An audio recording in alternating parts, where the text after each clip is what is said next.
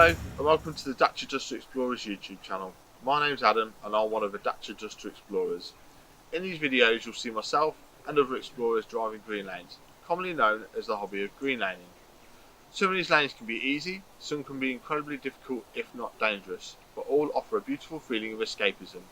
If you have any doubt about the green lane you're driving, get out and walk the lane first, making a mental note of places to turn around a period and thinking about strategies to overcome difficult sections, because reversing after a failed attempt to get along the lane can be incredibly difficult and very risky.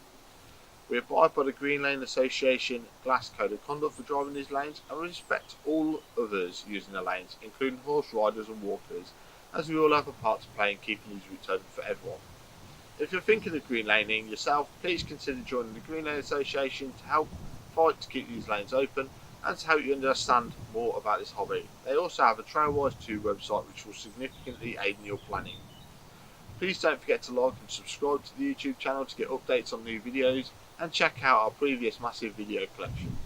For more information head to the website www.dacia2explorers.co.uk, and finally, thanks for watching, stay safe and enjoy your trips.